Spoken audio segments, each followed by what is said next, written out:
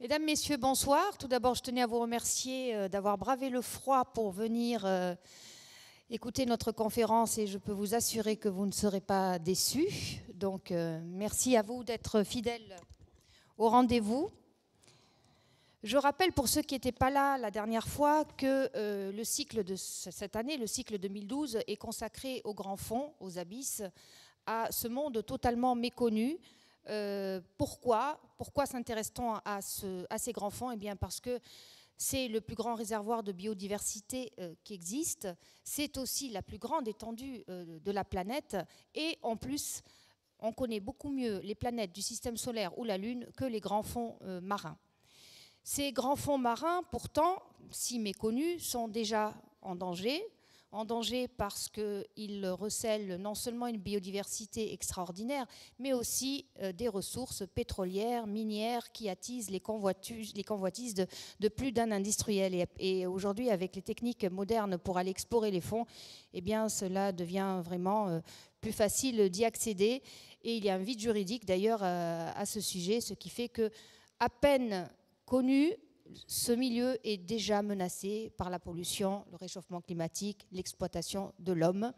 Mais justement, le but de ces conférences, donc c'est un cycle de 10 conférences cette année, très variées, qui va vous permettre de voir, de comprendre l'importance de cet écosystème, de ces grands fonds, et puis j'espère faire notre mission qui est de sensibiliser à la protection du milieu marin et plus particulièrement aux abysses. Donc aujourd'hui, nous accueillons Michel Ségonzac. Eh bien, après un face-à-face émouvant le mois dernier entre un plongeur, Laurent Balesta, et le sélacanthe, le plus vieux poisson du monde, je vous présente le bestiologue marin, c'est comme ça qu'on le surnomme. Il est spécialisé dans la biodiversité animale et il va nous le livrer bien des secrets encore que vous n'avez pas vus, même si vous avez beaucoup découvert avec Laurent il y a un mois, donc de cette vie et des secrets des profondeurs océaniques. Donc quelques mots sur Michel. Donc il est chercheur au Muséum national d'histoire naturelle de Paris. En scrutant les fonds océaniques, eh bien, Michel Ségonzac a fait des découvertes absolument étonnantes. Ça va des vers géants à plus de 3000 mètres de profondeur jusqu'à de toutes petites bactéries qui peuvent reconstituer l'ADN humain. Alors le métier de Michel, c'est la taxonomie. Alors qu'est-ce que c'est la taxonomie? C'est la description et la classification des espèces animales.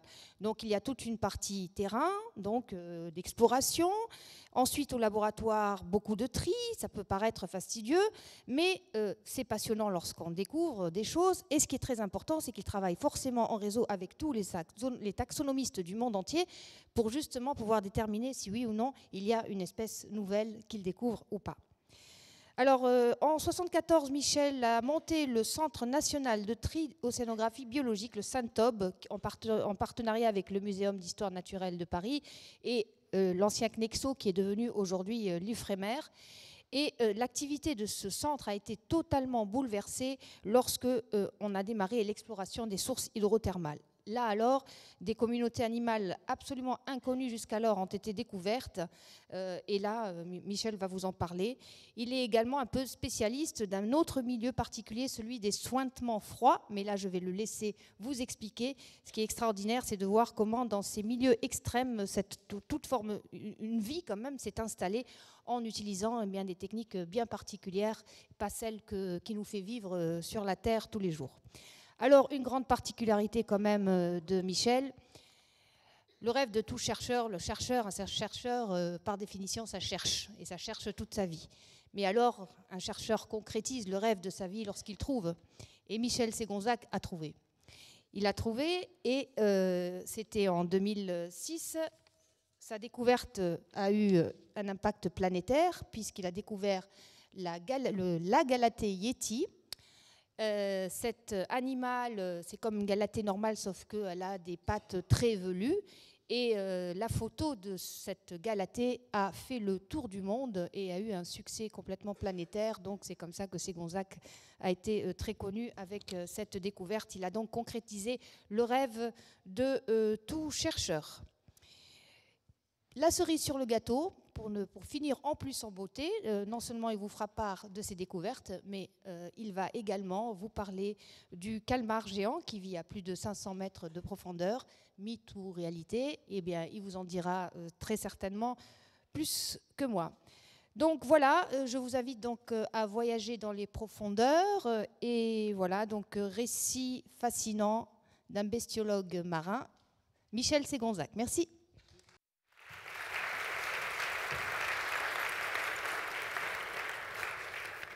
Merci à vous tous d'être venus. Merci à la direction de l'Institut de m'avoir invité, pour la deuxième fois d'ailleurs. Bon, je suis désolé, je vais lire mes notes parce que je suis venu en train. J'ai voulu modifier mes notes pour l'améliorer pour vous, et j'aurais jamais dû. Alors, voilà donc mon exposé sur la biodiversité marine. Pourquoi? Pour tenter de mieux comprendre ce monde peu connu et des océans, et pour savoir ce que sa connaissance peut nous apporter de bon pour nous, pour aujourd'hui et pour le futur. Alors après quelques généralités sur les océans, la difficulté d'accès, de leur découverte, ce qu'on entend par biodiversité également, je vous parlerai du contenu. Après quoi, on plongera en sous-marin, jusque dans les profondeurs. On verra quels sont les écosystèmes qu'on peut rencontrer. On en évoquera 2 ou 3 pour connaître le fonctionnement, qu'il faut absolument que vous connaissiez. Puis, à travers des exemples d'adaptation très originales de ces animaux qui vivent dans des conditions extrêmes. Et alors, y compris évidemment la découverte de la Galatheieti tant annoncée, si bien annoncée. Et en conclusion, on verra quelles sont quelques-unes des applications de ces découvertes, notamment dans les sources hydrothermales, les bactéries par exemple. Et on aura une vidéo d'une dizaine de minutes, et après quoi, on fera le point des connaissances actuelles sur le calmar géant, avec quelques anecdotes rigolotes. Bon, ça dépassera sans doute 1 heure, 1 heure et quart, je vous préviens. Tenez le coup, ça vaut le coup. Bon, peu connu, les océans, oui, parce que par un paradoxe qui a été évoqué, c'est qu'aujourd'hui, un satellite autour de Mars peut en faire la cartographie en 15 jours. Eh bien, chez nous, sur notre planète, on est incapable de connaître le fond des océans. On est incapable d'avoir une vision directe du fond des océans. Pourquoi? Parce que, d'abord, c'est très étendu. Les océans font près de 2/3 de la surface de la planète. Mais surtout, l'eau est un élément très particulier qui fait plus de 800 fois la densité de l'air, ce qui fait que plus on s'enfonce et plus la pression augmente. Et pour vous donner une idée, à 4000 mètres, c'est comme si vous aviez le poids d'une vache sur chaque centimètre carré de votre corps. Donc là, ça nécessite donc l'utilisation de sous-marins très sophistiqués, c'est coûteux. Voilà pourquoi on en connaît très peu. Alors, vous voyez cette carte, très belle carte du relief sous-marin. En réalité, elle est extrapolée à partir des sondages des bateaux, pendant un siècle et demi. Un siècle et demi, oui. Et donc on voit, là on a pompé toute l'eau des océans pour voir sur quel socle repose cette eau. Eh bien, c'est un substrat dur, naturellement, qui est composé surtout, ce qui n'apparaît pas ici, de sédiments. Les sédiments qui se sont entassés pendant des millions d'années et pour former des épaisseurs parfois de plusieurs milliers de mètres d'épaisseur. Et ça, c'est un petit peu la partie émergée ici. C'est une montagne sous-marine qu'on appelle une dorsale qui fait plus de 60 000 km de long, et dont on parlera tout à l'heure, qui est le siège de ce volcanisme.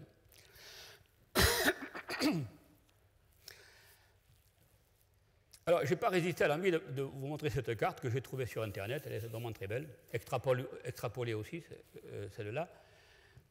Alors, donc, c'est juste pour vous montrer que si on fait une coupe, par exemple, on a d'abord la côte, puis on a le plateau continental, qui est très étroit. Ah non, pas de blague.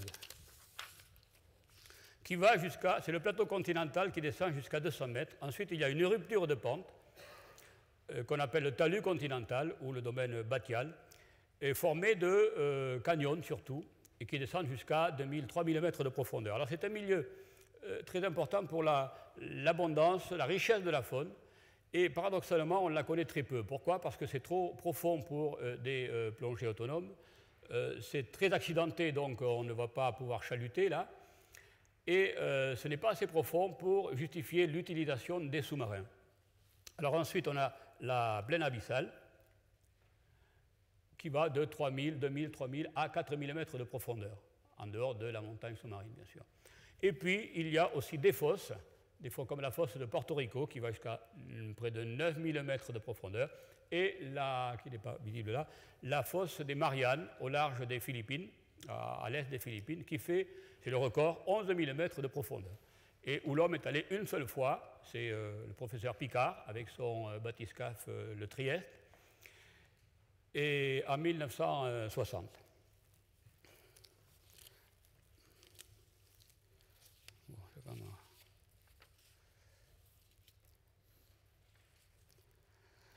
Alors oui, je reviens sur ce terme d'abyssal parce que souvent on a l'habitude, si je veux parler de Claire Nouvian, que vous connaissez tous, qui a fait son superbe livre Abysse. Alors pour elle, les abysses, c'est quand c'est noir.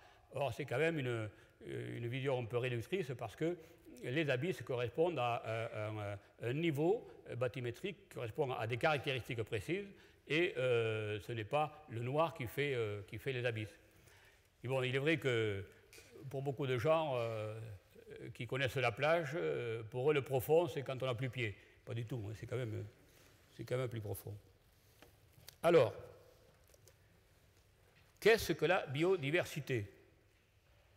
Eh bien, c'est l'ensemble du système vivant qui colonise différents habitats de la planète avec de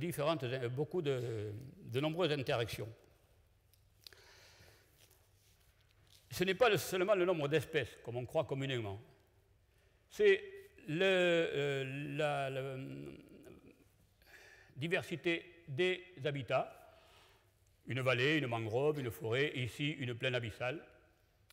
C'est la diversité des communautés animales qui peuplent ces habitats. Ce sont les espèces, bien entendu, les espèces qui sont des individus. La biodiversité s'applique aux espèces elles-mêmes. C'est-à-dire aux individus semblables capables de se reproduire et de donner une descendance fertile. Ça, c'est la définition de l'espèce. Alors, il faut savoir que alors, également, la diversité des gènes, des individus, des populations. Et vous savez que ce sont des mutations qui surviennent plus ou moins fréquemment chez dans les gènes des individus, et qui est à l'origine, et c'est cette diversité qui constitue un véritable réservoir qui a conduit à l'émergence de nombreuses formes qu'on voit aujourd'hui. Et au cours de centaines de millions d'années. Et ça, c'est la durée est très difficile à appréhender pour nous, les humains, mais c'est à cette condition-là qu'on peut comprendre que le monde vivant s'est diversifié de cette façon-là. Alors, avec quoi également diversité des gènes, mais également avec des différents modes de multiplication, que ce soit la scisparité, une cellule mère qui donne 2 cellules filles en très peu de temps, l'appariement aussi des chromosomes, 2 parents différents qui vont donner des enfants différents. Bon, la parthénogénèse, où là, les femelles se reproduisent sans mâle, sous prétexte que ça prend trop d'énergie ou ça met trop de temps, ou ça fait des manières. Et là, c'est comme ça que des chercheurs ont calculé que depuis l'origine des vivants, il y a eu 1 milliard d'espèces. Je ne sais pas comment ils ont fait pour calculer ça, enfin, c'est pour vous donner un ordre d'idée du résultat de la biodiversité. Alors, au fait, quelle est l'origine de la vie sur la Terre? Et même l'origine de l'eau, on peut commencer par l'origine de l'eau. Alors il y a plusieurs hypothèses, on va retenir la plus poétique, je dirais. C'est ces comètes qui seraient entrées en collision avec la Terre et qui y auraient laissé, non pas des plumes, mais des glaçons, puisque ce sont des queues de glace, et qui auraient pu constituer, en partie au moins, cette eau. Origine de la vie, 2 hypothèses, soit peut-être les deux. des météorites. Vous savez qu'au début de la Terre, il y a eu des quantités énormes de météorites qui sont tombées sur la Terre. Et aujourd'hui encore, il y a 6000 tonnes de poussière de météorites qui tombent chaque année. Alors sous forme de poussière, mais également des météorites plus importantes, et qui auraient pu apporter ce qu'on appelle les premières molécules, qu'on appelle des éléments prébiotiques, les premières briques du vivant, notamment par exemple ce que vous connaissez, des acides aminés. On a retrouvé quelques acides aminés et qui sont à la base, vous savez, du vivant. Autre hypothèse plus récente, donc depuis la découverte des sources hydrothermales grâce aux sous-marins, on en parlera tout à l'heure, où là, au fond des océans, ces molécules auraient pu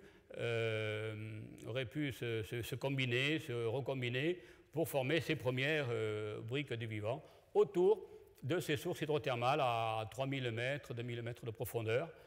Elles auraient trouvé là des conditions favorables. D'ailleurs, quoi qu'il en soit, pour se développer, ces premières briques, pour se recombiner, avaient besoin d'un substrat. Le substrat dur avait besoin de mobilité. Le substrat dur ne permet pas cette mobilité. L'espace aérien non plus, parce que ça diffuse trop. Par contre, l'eau, avec sa stabilité, la stabilité de ses composés, sa salinité, la température, sa protection aussi des bombardements cosmiques, pouvait être vraiment représenter les conditions favorables au développement de cette vie, cette recombinaison de molécules. Alors, d'ailleurs, à l'époque, quand on a découvert ça, des chercheurs ont émis l'hypothèse que la vie avait pu apparaître au fond des océans, donc en dehors du système solaire. Ça reste encore assez controversé. Les limites du vivant. Alors, les bactéries, qui sont les premières formes de vivants constitués en quelque sorte, sont les champions de l'adaptation, parce qu'elles ont traversé les âges depuis 3 milliards d'années, peut-être, jusqu'à nos jours, sans pratiquement évoluer. Et on en trouve, alors aussi bien en haut de l'Himalaya qu'au fond des fosses océaniques, en altitude à 40 km de haut, dans la stratosphère, capable de résister aux UV. Limite du froid, là j'ai mis -2, mais en fait elle résiste à beaucoup moins que ça. Jusqu'à 121 degrés, on peut les élever en laboratoire jusqu'à 121 degrés, sous pression bien entendu. Dans des pH très acides parfois, même pH 0 quelquefois, en l'absence de lumière, d'oxygène. On en trouve également dans les déchets radioactifs. Et puis chez des animaux plus évolués, on peut citer les vers hydrothermaux, qui peuvent vivre jusqu'à 60-80 degrés. Les poissons des glaces, que vous connaissez aussi dans l'Antarctique, qui vivent à -2 degrés grâce à une sorte de molécule antigel qu'ils ont dans le sang. Et puis une petite mention sur ces tardigrades. Ça, c'est un groupe assez phénoménal, très exceptionnel. Ce sont des sortes de petits crustacés d'1 millimètre qui vivent dans les sédiments et qui sont capables de résister à un séjour dans le vide presque absolu, des températures de -150 degrés ou même de plus 150. Et alors, on a trouvé aussi des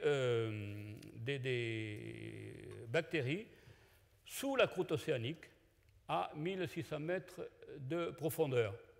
Et d'ailleurs, il y a un programme américain actuel qui ont fait un forage au milieu de l'Atlantique qui va jusqu'à 4400 mètres de profondeur avec des capteurs pour étudier l'évolution, enfin pour étudier cette colonne de sédiments, y compris la microbiologie. Alors pourquoi et comment étudier la biodiversité? D'abord, la recherche fondamentale, c'est la première des choses, c'est la première mission de l'humain en quelque sorte, d'étudier cet environnement qui nous entoure, connaître les animaux, donner un nom aux animaux, faire des inventaires, comprendre les interactions. Les communautés animales aussi, quelle que soit la profondeur, jouent un rôle dans le cycle du carbone, et donc du CO2, dont on connaît l'importance pour le climat global. Et également comprendre les ressources, étudier les ressources vivantes pour mieux gérer leur exploitation durable. Vous savez qu'il y a un habitant sur 6 sur cette planète qui vit quotidiennement des produits de la mer. et près de la moitié de la population mondiale vit sur la côte, avec la pollution qu'on peut imaginer, donc il faut étudier tout ça. Les recherches, on recherche également des applications, bien entendu. Il y a, on estime à 15 000 molécules qui sont extraites, soit de l'eau, soit des organismes. Il y a eu 11 prix Nobel à partir de modèles aquatiques, dont 8 à partir de modèles marins. Et ensuite, ces espèces, qu'à nous connaître quelles sont, qui peuvent être indicatrices de la santé des océans pour prévoir, ne pas être pris au dépourvu en cas de changement trop brusque de l'environnement. Alors, comment explorer? Pendant un siècle et demi, ce qu'on connaît des animaux marins peu profonds ou profonds provient des grandes campagnes océanographiques qui ont eu lieu, et d'ailleurs le prince Albert Ier de Monaco a été un des pionniers de cette recherche. Et puis, alors à partir de filets, de chaluts, de nasses, de dragues, etc. Et puis, c'était l'avènement des sous-marins, avec cette génération de sous-marins qui est apparue à la fin des années 70, capable de plonger à 6000 mètres de profondeur, où là, on a pu avoir un autre type d'exploration avec un échantillonnage différent. Donc ici, on a le Nautile, le sous-marin français. Il y a aussi 5 autres sous-marins. L'Alvin, qui est le sous-marin américain, le Shinkai, un sous-marin japonais, 2 sous-marins russes, Mir 1, Mir 2, qui sont 2 sous-marins jumeaux portés par le même bateau, mais qui servent très peu pour des raisons de coût, de budget, à part pour aller planter un drapeau sous le pôle Nord, comme ils avaient fait il y a quelques années, mais on n'entend plus entendre parler après. Et le petit dernier, c'est le chinois, le Jiaolong, capable de plonger, lui, à 7000 mètres. Il n'est pas encore opérationnel, mais il le sera bientôt. Alors, un sous-marin, qu'est-ce que c'est? C'est une sphère de 2 mètres de diamètre, dans laquelle il y a 3 personnes, un pilote, un copilote et un observateur scientifique, et qui, là, une plongée fait à peu près 8 heures. Et il y a, au cours d'une campagne, il y a une plongée par jour quand la météo le permet. Alors, bien sûr, autonome, hein, il n'est pas relié par un câble au navire porteur. Énergie électrique, autonomie électrique à partir de batteries étanches, qu'on voit dessous, et puis équipé de bras télémanipulés, de caméras, de flash, etc., et un panier pour les récoltes. Alors, que va-t-on trouver dans ces océans? Là, ce schéma, alors le terme que vous connaissez, c'est plancton. Le plancton, c'est tous ces petits animaux qui sont incapables de lutter contre le courant, qui sont emportés par les courants. Bon, le nekton, un terme peu employé, c'est pour désigner justement ce qui peut lutter contre le courant, les poissons, les poulpes, des choses comme ça. Et puis le benthos, ça c'est plus important. Le benthos, ce sont des animaux benthiques, c'est-à-dire des animaux qu'on va trouver sur le fond. Sur le fond, soit dans les premiers centimètres de sédiments, soit sur des rochers, soit dans les premiers mètres au-dessus du fond, comme des poulpes ou des poissons. Alors oui, ce qui est très important qu'il faut savoir, c'est que toute l'activité biologique essentielle se trouve dans les 300 premiers mètres des océans. Pourquoi? Parce que c'est là que le soleil va être l'énergie essentielle captée par le phytoplancton. Le phytoplancton, c'est une masse colossale d'algues unicellulaires qui vit à partir de l'énergie solaire et qui va servir de nourriture aux petits poissons, lesquels vont servir, etc. C'est là le début de la chaîne alimentaire. Alors, cette partie, ce phytoplancton, est très important parce que on estime qu'il représente 50% de la matière organique sur cette planète. C'est considérable. Et sans compter que les diatomées, qui sont une forme d'algues unicellulaires, qui sont les algues unicellulaires, peuvent capter jusqu'à 1/4 du CO2 de la planète. Et vous connaissez ce problème de captage du CO2 de la planète, surtout quand il est annexé. Alors, les diatomées, vous voyez, ce sont des véritables chefs-d'œuvre d'architecture et qui ont eu un rôle passé et actuel. Et le rôle passé, c'est par exemple, ce sont ces animaux-là, avec les foraminifères aussi, qui sont grâce auxquels on fait nos constructions. Ce sont les pierres, ce sont tout ce qui est siliceux, etc. On leur doit toutes les constructions parce que les carapaces se sont accumulées pendant des millions et des millions d'années au fond des océans.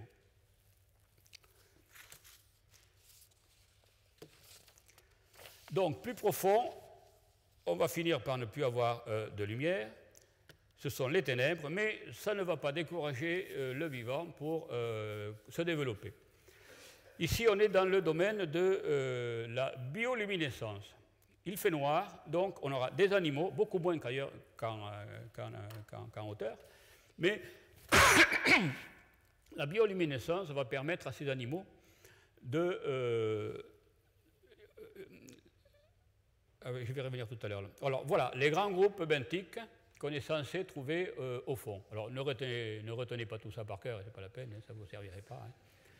Hein. C'est juste pour dire qu'aujourd'hui, les grands savants utilisent pour classer les animaux la classification cladistique. Bon, moi je suis resté à une classification médiévale un petit peu, hein, c'est-à-dire que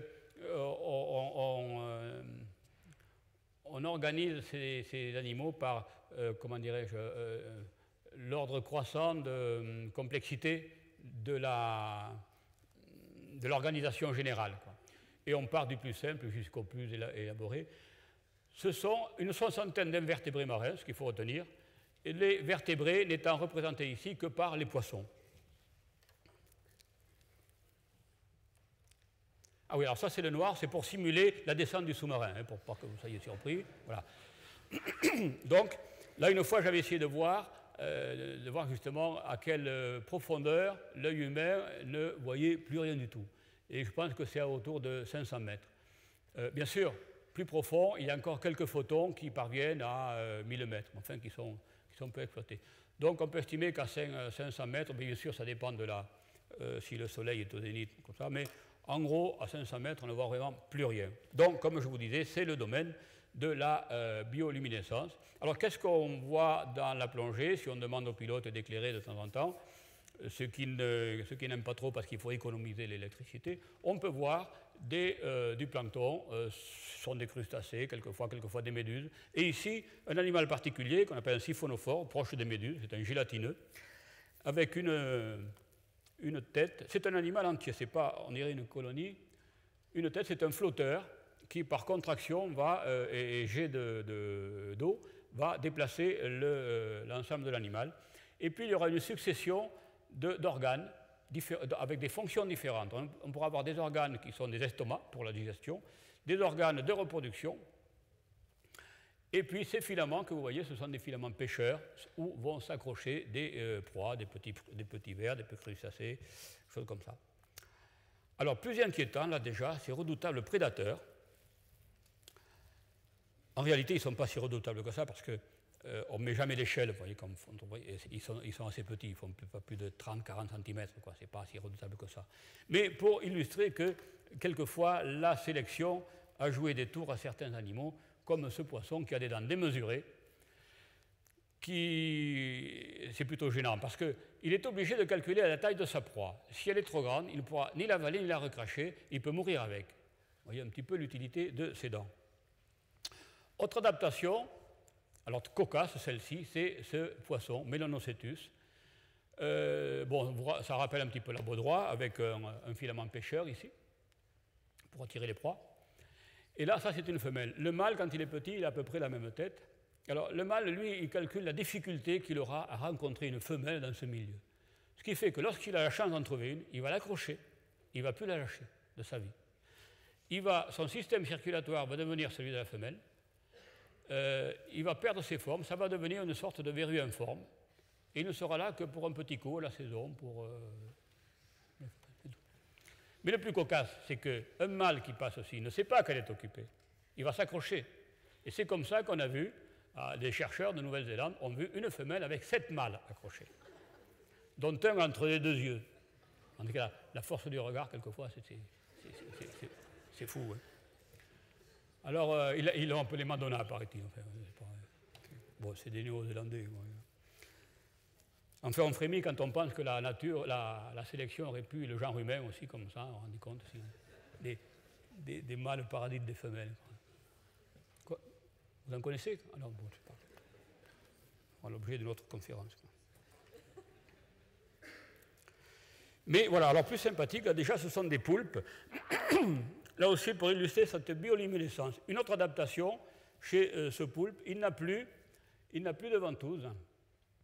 Ces ventouses se sont transformées en quelque sorte en photophores. Photophores qu'on voit mieux ici. Ce sont des petits organes lumineux. Alors lui, c'est un juvénile d'une espèce de calmar qui, lui, en plus ces photophores, il peut les articuler. Ce qui fait que ça donne une gamme de possibilités de couleurs très étendue. Parce que ces animaux, dans les grands fonds, cette bioluminescence a trois fonctions. Attirer des proies, attirer des partenaires et se camoufler aussi pour éviter les prédateurs. Donc vous voyez la difficulté aussi, hein, il faut coucou à un partenaire, mais faire attention si derrière on n'est pas repéré par un prédateur. Bon, cette coupe, pour vous expliquer où on va trouver les écosystèmes dont je vous parle. Alors, écosystème, vous savez ce que c'est, hein, c'est un peu comme une ville avec ses habitants, les transports, les marchés pour se nourrir, les déchets, etc. C'est l'ensemble de la vie d'une communauté. Donc là, vous reconnaissez donc l'Amérique du Sud, l'Atlantique et l'Afrique. Ici, là, les montagnes, les dorsales sous-marines qu'on a vues tout à l'heure, avec le magma qui s'épanche à l'axe de la montagne, et c'est ce qui est à l'origine de la dérive des continents, comme vous le savez. Donc, l'écosystème à base détritique, ça c'est le plus important de tous les océans, de tous les fonds océaniques. C'est pas compliqué, détritique, détritus. C'est-à-dire que les animaux qui sont au fond ne vivront que des détritus qui tombent de la surface. On évoquera ici l'écosystème de suintement froid qui se passe sur les marges continentales, qu'on peut avoir à 3000 mètres de profondeur. Et puis surtout aussi cet écosystème hydrothermal, l'eau thermale, chaleur, qui donc a été découvert il y a peu de temps. Alors, écosystème détritique, donc c'est simple, hein, vous voyez, toute cette activité biologique qu'on trouve dans les 300 premiers mètres va donner lieu à des détritus, des pelotes fécales, des cadavres qui, avec la décomposition bactérienne, vont se dégrader et arriver sur le fond, de telle sorte que plus on sera profond, moins il y aura de nourriture et moins il y aura d'animaux. De toute façon, la présence d'animaux n'est expliquée que par la présence de nourriture. Alors donc le sous-marin arrive sur un fond sédimentaire. On est à 3000, 4000 ou 5000 mètres de profondeur. Plaine abyssale, morne pleine, très peu d'animaux visibles, quelquefois un poisson qui passe, une gorgone, une éponge.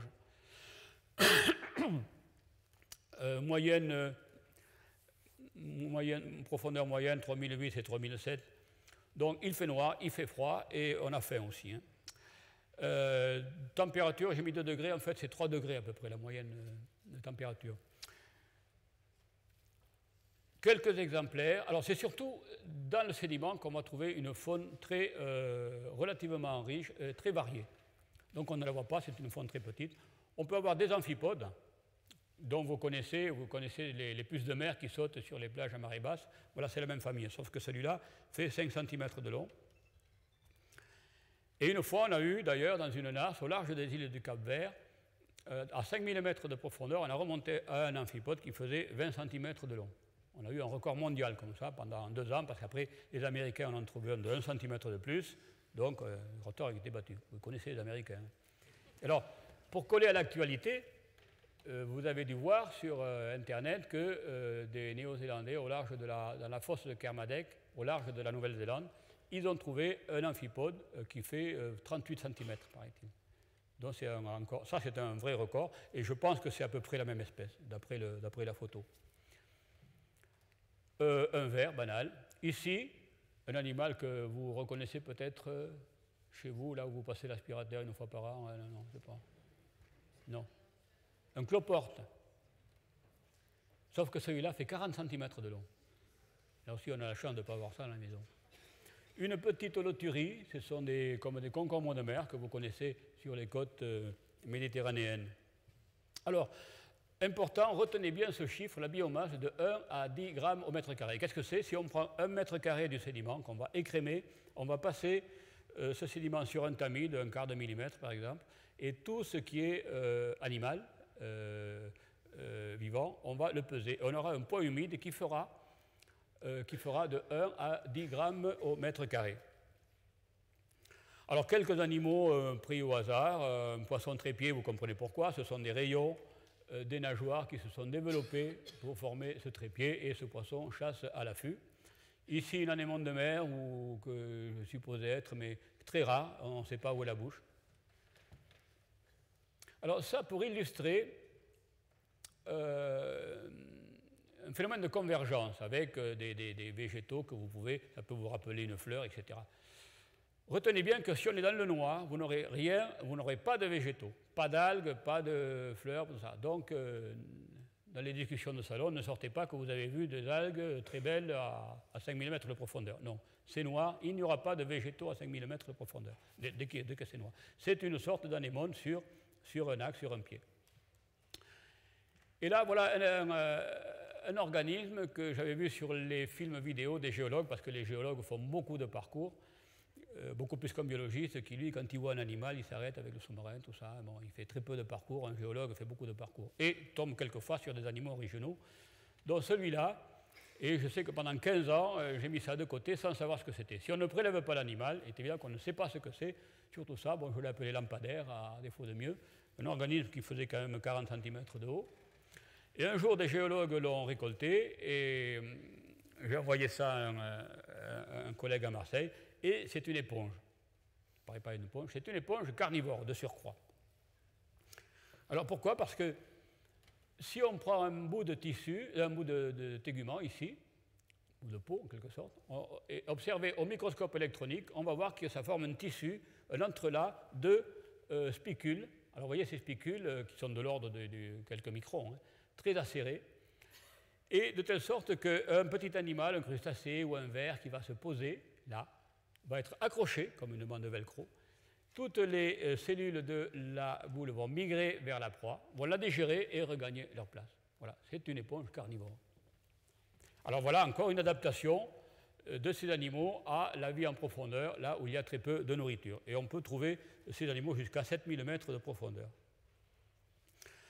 Donc retour aux sources, les dorsales océaniques qu'on a vu donc tout à l'heure, pour rappeler un petit peu la forme de ces montagnes, les mouvements des plaques.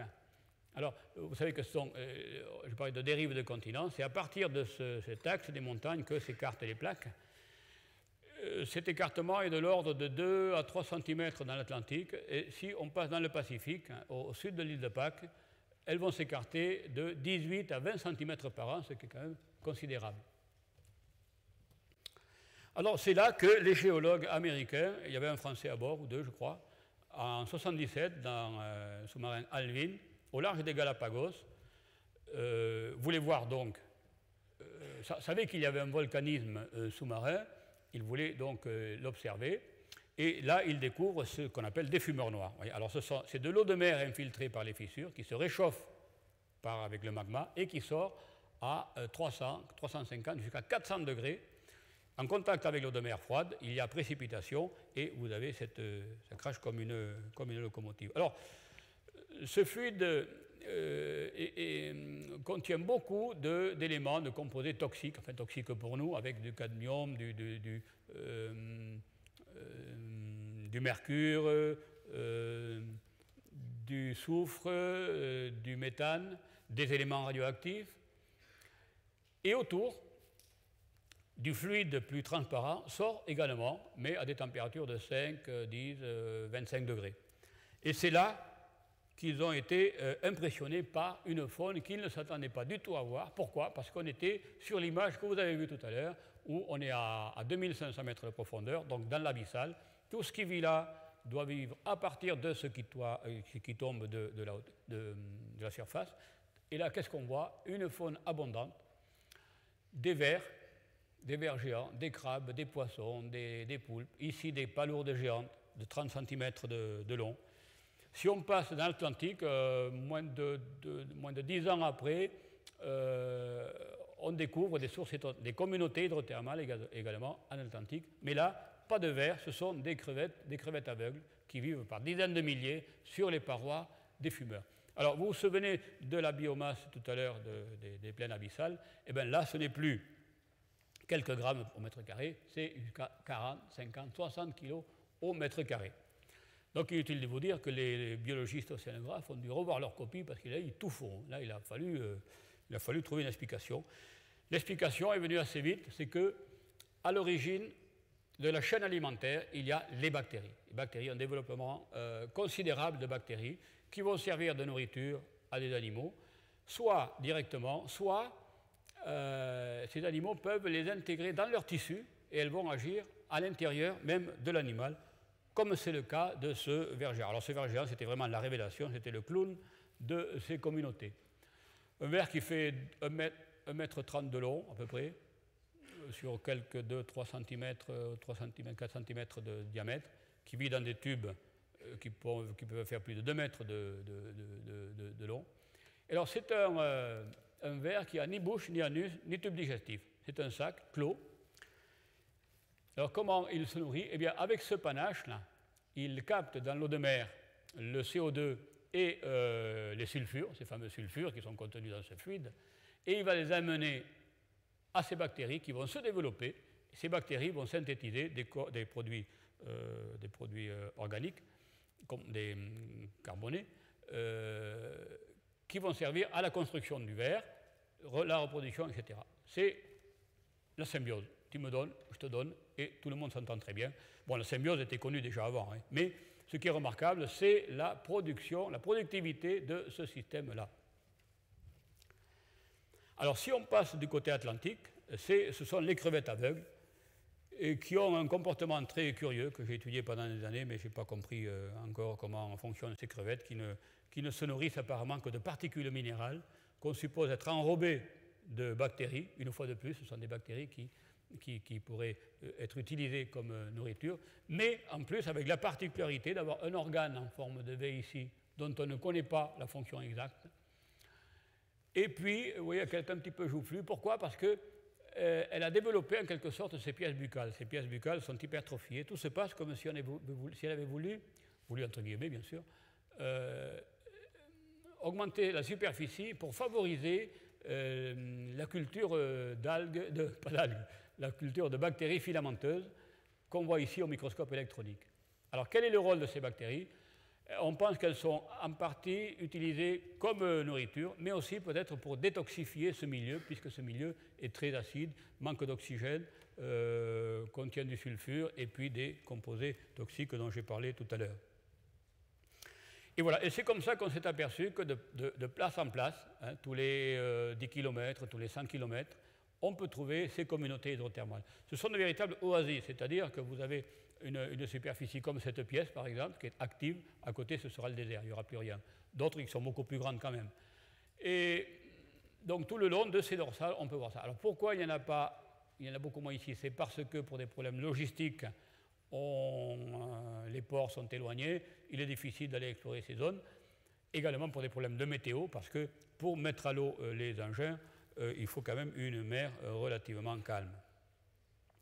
Donc là, on va passer au large de l'Angola sur ce qu'on appelle les suintements froids. Au large de l'Angola, à 2300 mètres de profondeur, on était allé de notre département environnement profond, on a vu un partenariat avec Total. Total a des concessions au large de l'Angola, à 3200 mètres de profondeur, là où ils pensent exploiter le pétrole un jour. Jusqu'à présent, les puits les plus profonds sont à 2000 mètres, je crois, ou un peu plus, 2003. Mais un jour, on pourra exploiter à ces profondeurs-là. Et là, donc, ils nous avaient demandé de faire une étude d'impact, 1.0. Et là, on a trouvé des communautés très riches, très abondantes également. Alors là, pas de fluide chaud, mais un suintement froid. Et c'est un fluide qui est chargé en méthane. Alors, qu'est-ce qui est à la base de la chaîne alimentaire de ces communautés? Ce sont les bactéries, une fois de plus. Ce sont des bactéries méthanotrophes qui vont se nourrir du méthane contenu dans ce fluide. Et alors, on aura des vers qui ne sont pas les mêmes que ceux qu'on a vus tout à l'heure, ce sont des cousins plutôt. Des crevettes, des moules qui font une quinzaine de centimètres, très abondantes, des anémones de mer. Et on a ça tout le long des continents africains. Un mot sur les écosystèmes dits de coraux froids. Vous connaissez les récifs coralliens dans les pays tropicaux.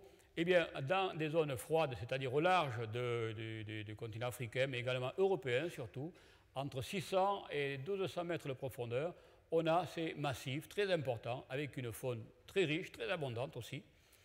Mais surtout, on y fait attention. Pourquoi aujourd'hui? Parce que ce sont des zones où les poissons viennent frayer. Et comme les pêcheurs aujourd'hui à la recherche de ressources vivantes nouvelles vont avec des chaluts très modernes, eh bien, ils dégradent ce milieu. Maintenant, bon, on arrive à protéger. Il y a quand même des règlements qui protègent ces zones, mais on attire l'attention sur ces milieux qui sont très fragiles et surexploités. Bon, je ne sais plus où j'en suis avec mes notes.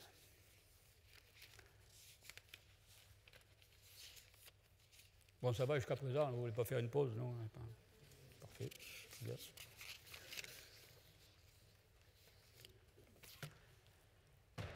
Alors, dans ces milieux obscurs, noirs, profonds, les abysses, ça a toujours attiré ou inquiété l'humain depuis l'Antiquité, le Moyen-Âge.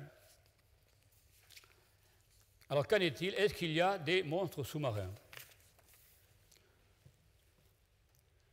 Donc voilà la rencontre improbable d'un calmar géant avec un sous-marin et qui rappelle, comme vous vous en doutez, la rencontre des pieuvres géantes avec le Nautilus de Jules Verne, 20 000 lieues sous les mers. Bon, ça c'est une image, une vue d'artiste.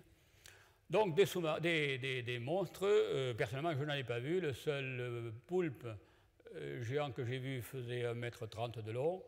Je l'ai récolté, non c'est pas moi, c'est le pilote plutôt. Le combat a été très long, mais peu dangereux, quoi. Donc, à ce jour, pas de monstres marins, enfin pas des gros monstres marins. Mais dans les petites tailles, il y a de véritables petits monstres, comme vous pouvez le voir. Mettez-vous à la place d'une proie, toute petite. Là, ce sont des vers qui ne font pas plus d'1 centimètre de long, des vers hydrothermaux, et qui, donc, vous voyez, ce sont des redoutables prédateurs. Et alors là, voilà, ça c'est le miracle un peu du microscope électronique. Quand on commence une journée avec un microscope électronique, le monde de l'infiniment petit est extraordinaire. On n'arrêterait pas de prendre des photos de ces animaux. Alors, des monstres, oui, mais des petites merveilles aussi. Par exemple, comme vous l'avez annoncé tout à l'heure, j'ai eu la chance d'être invité par une équipe de chercheurs américains, des généticiens, pour explorer un site à 38 degrés sud qui n'était pas connu, avec l'albine. Et là, à la première plongée, eh bien, j'ai pu découvrir un animal que je n'avais jamais vu, c'est la fameuse Galatée yeti. Un crustacé de 15 cm de long, qui aveugle. Et donc, il vit alors, on est à 1500 km au sud de l'île de Pâques, à 2300 mètres de profondeur, et autour de sources hydrothermales, comme celles qu'on a vues tout à l'heure. Alors là, juste l'occasion de dire, quand on voit un animal, comment peut-on le classer? Ben là, c'est très facile, on voit que c'est un crustacé, et on va compter le nombre de pattes. On va compter 10 pattes. 10 pattes, décapodes. Ce sera dans le groupe des décapodes. Et on va s'apercevoir que, en fait, la dernière paire de pattes est toute petite et repliée sous l'abdomen. Lequel abdomen est aussi replié, et ça, c'est caractéristique d'un groupe qu'on appelle les anomores, A privatif, mour, que, au sein des décapodes. Et là, vous avez, comme animal connu, le bernard l'ermite, ou l'araignée de mer, que vous consommez. Alors vous allez me dire, ça ne ressemble pas beaucoup à une araignée de mer ou un Bernard l'ermite. En fait, c'est l'ADN, c'est le code génétique de l'animal qui fait qu'on a pu voir qu'au sein des anomus, c'est une famille nouvelle.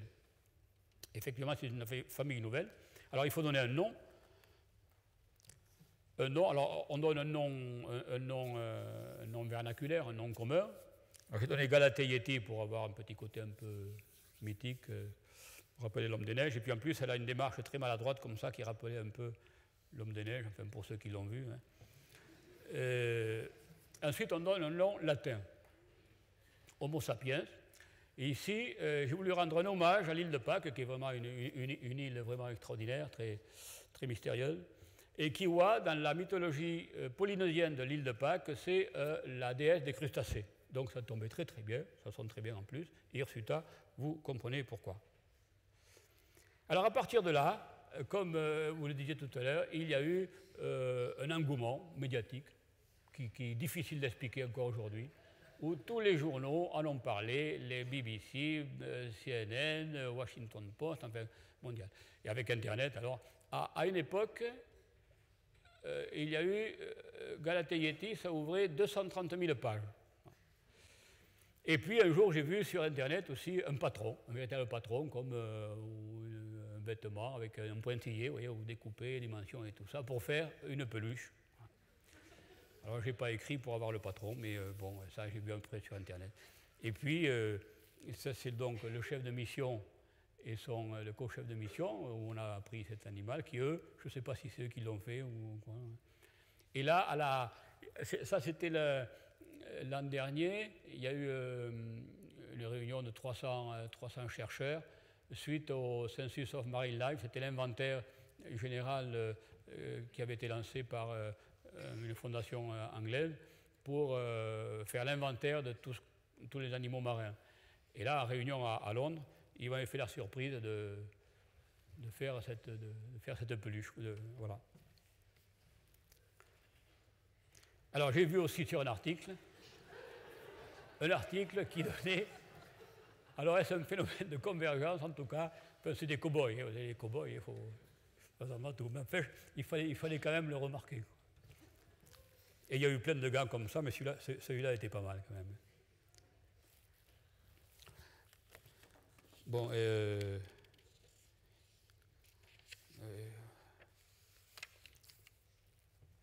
assez rigolé. Bien, on va passer maintenant à la diversité spécifique proprement dite. Un nombre d'espèces, sur un total de 1 900 000 espèces décrites à ce jour sur l'ensemble de la planète, que ce soit plantes, animaux, bactéries, virus. On a 1 650 000 espèces terrestres, c'est-à-dire 85%, et 250 000 espèces marines décrites à ce jour, 15%. Alors vous allez me dire, c'est quand même curieux que là où la vie est apparue, où toute l'évolution qui s'est faite dans le milieu marin, il y ait si peu d'espèces. Bon, une des raisons, c'est déjà que ce milieu est difficile à explorer, comme on l'a dit tout à l'heure.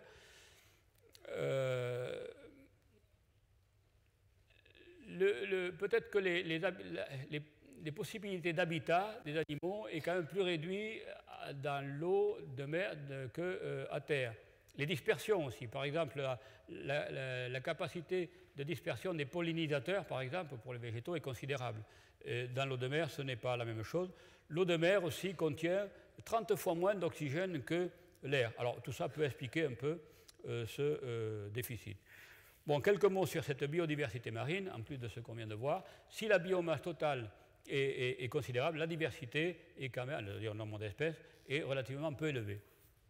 Une anecdote, Pline l'Ancien, que vous avez lu autrefois sans doute, un auteur, un écrivain et naturaliste latin du 1er siècle, disait que sur la Terre, on ne pourrait jamais connaître l'ensemble des espèces qui vivent parce qu'il y en a beaucoup trop. Par contre, il était formel, pour les espèces marines, on les connaissait toutes, et il dresse la liste de 176 espèces. Voilà. Et puis on est arrivé quand même à 250 000 malgré Pline l'Ancien. Donc aujourd'hui, on estime qu'il resterait 1 600 000 espèces à décrire. Quelques chiffres encore, on estime qu'il y a 18 000 espèces décrites par an, dont 1 600 marines. qu'il y a à peu près 3000 taxinomistes, espèces en voie de disparition, vous vous en doutez, et que ça représenterait plus de 1000 ans de travail pour décrire. Alors, vous voyez, il y a encore de la place pour décrire. Bien, revenons à des applications. On va parler surtout des bactéries, parce que ça, c'est quand même les plus fortes, ces bactéries, et les archées. Alors, ces bactéries peuvent être cultivées en laboratoire jusqu'à 120 degrés, sous pression, bien entendu. Mais c'est surtout les composés qu'elles synthétisent qui intéressent, qui sont très intéressants, parce que ce sont des enzymes qu'on peut utiliser avec utilisation pour l'environnement, pour le plastique, en industrie, pour le plastique, en médecine, en pharmacie également, les molécules anticancéreuses. Il n'y a pas seulement les bactéries, il y a beaucoup d'organismes, des anémones de mer, des tuniciers, qui sont utilisés à l'heure actuelle pour extraire des molécules anticancéreuses. Et alors, les archées, ce sont des bactéries encore plus simples, mais pour réparer l'ADN, il n'y a pas mieux. Et alors, sans ces archées, vous n'auriez pas des tests ADN en criminologie, vous n'auriez pas la recherche de maladies génétiques chez les fœtus, vous n'auriez pas non plus de feuilleton américain Les Experts. C'est grâce aux archées que vous avez... Bon, je vois qu'il y en a quelques-uns qui voient Les Experts, bravo. Donc, quelques applications en cosmétique, en agroalimentaire, en environnement, en chirurgie. Ces applications sont multiples et sont très développées aujourd'hui par les industriels. Alors, ces bactéries, ces micro-organismes capables de se développer dans des milieux extrêmes ont attiré des chercheurs d'une discipline nouvelle, c'est l'exobiologie, extérieure, biologie. Et en effet,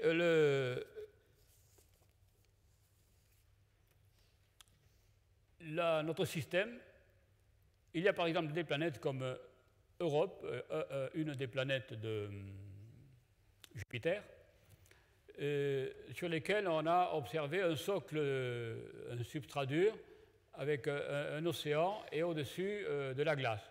Donc là, on peut avoir des conditions qui rappellent les conditions qu'il y avait autrefois sur la Terre. Mais bon, c'est quand même un peu accessible. Tandis que Mars est plus intéressant comme planète. Et il y a peut-être 2 mois ou un peu plus, on a envoyé un robot, je crois, non, il n'est pas encore arrivé, et qui va analyser des échantillons sur place. Mais ça ne vaudra pas de toute façon le retour d'échantillons pour mieux les analyser, et ce qui n'est pas prévu avant 2018 ou 2020 avec la mission ExoMars. Mais bon, revenons un peu sur Terre, au moins, ou sur mer en tout cas, pour voir quelles sont les applications de cette biodiversité. Bien sûr, on n'a pas attendu aujourd'hui pour que l'homme connaisse ces espèces marines qu'il pouvait exploiter, les poissons notamment. Mais aujourd'hui, on arrive à une surpêche dont, bon, je ne vais pas m'étendre là parce que vous savez qu'avec Internet ou les médias, on entend parler de cette surpêche. Il y a aujourd'hui des stocks de poissons qui sont en danger. Il y a peut-être plus de 20 espèces qui sont vraiment dans le rouge aujourd'hui.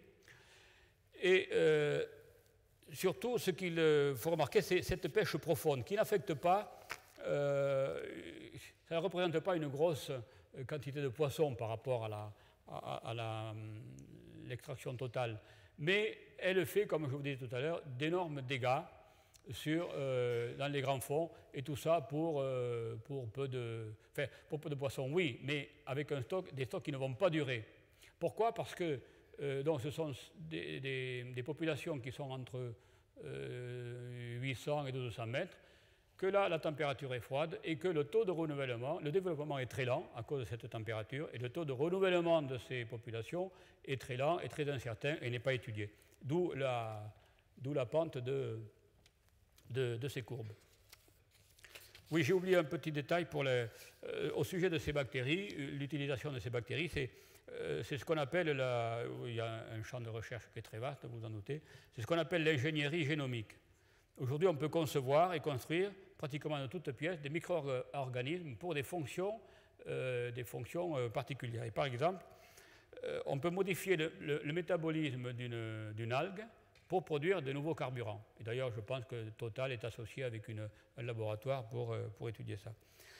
Alors, il est vrai que, pour revenir à ces archées, c'est un outil de travail, d'expérimentation qui est très commode parce qu'on peut éviter des problèmes éthiques. On peut travailler sur cette bactérie sans avoir de problème éthique. Bien, alors,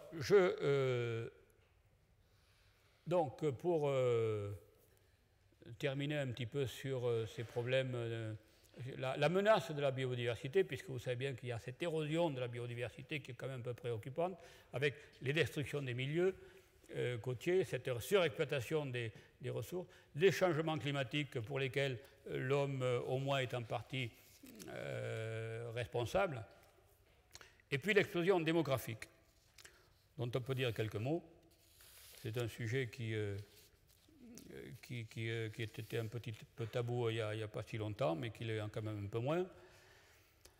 Quelle est la cause de ces menaces et ces destructions?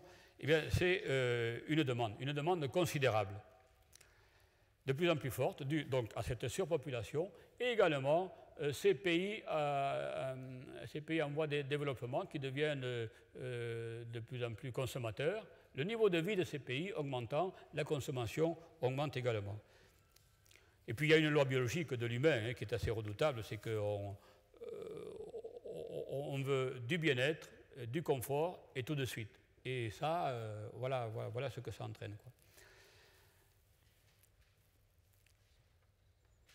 Alors, je rappellerai la citation de notre philosophe humoriste Coluche: « Plus on est de fous, moins il y a de riz ». Alors, ça vous fait pas rire, mais n'empêche que si vous regardez la courbe, plutôt la pente de la courbe de la population, bon, on ne la voit pas très bien d'ailleurs là, vous savez qu'on a atteint les 7 milliards de personnes, d'habitants sur cette planète il n'y a pas si longtemps. Mais ce qu'il faut voir, c'est l'allure de cette courbe, parce qu'en moins de 50 ans, la population a plus que doublé. Alors on peut se poser la question, comment nourrir correctement tous ces habitants, surtout quand on sait qu'il y a quand même 250 000 naissances par jour qui arrivent. Donc c'est considérable. Alors j'avais relevé un chiffre, bon je ne suis pas très coutumier de ces gros chiffres-là, mais cela quand même je vous les communique. L'ONU et la FAO ont tenté de chiffrer le nombre d'animaux tués en une année pour la consommation. Ils révèlent qu'en 2008, ont été tués pour la consommation 3 milliards de mammifères, 57 milliards d'oiseaux, et pour les poissons, difficile à calculer, c'est entre 1 et 2000 milliards d'individus. Bon, voilà, je le cite parce que c'est quand même des prélèvements importants dans l'océan qu'on étudie. Alors, ceci nous amène à un sujet de réflexion que je vous soumets.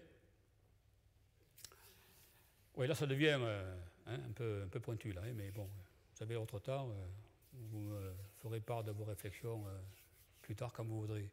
Malthus, que vous connaissez, Malthus, au XIXe siècle, déjà dénoncé cette croissance démographique qui entraînait une dégradation de l'environnement et puis un épuisement des ressources, bien sûr. Et puis, Madame Boserup, une Scandinave, qui disait que la pression démographique entraînait un progrès technologique. Elle se basait pour ça sur des exemples dans le tiers-monde, le développement agricole de certaines ethnies. Et donc elle disait que l'agriculture intensive permettait de nourrir plus d'habitants. Bien, mais enfin, le problème, c'est qu'il y a une pollution considérable aussi qui n'est pas prise en compte. Alors ça, c'est sans compter sur les populations de notre planète qui sont très différentes. Là aussi, il y a de la biodiversité. Toutes ne sont pas au même niveau de conscience des problèmes. Même s'il y a un bon système de production, on se heurte à des problèmes de distribution, de transport, et comment concilier les différences politiques, culturelles, religieuses. Et puis ce traitement des déchets qui pose des gros problèmes. Alors, des écosociologues ont proposé la notion d'empreinte écologique, qui est la pression qu'exerce l'humain sur la nature par la consommation, les ressources qu'il utilise, et en même temps la capacité à gérer les déchets qu'il génère. Ce qui veut dire que pour vivre comme au niveau des pays occidentaux, nous faudrait 3 à 4 planètes. Alors que faire? Eh bien, d'abord, il faut constater qu'à la conférence de Johannesburg en 2002, l'ONU avait décidé de freiner l'érosion de la biodiversité.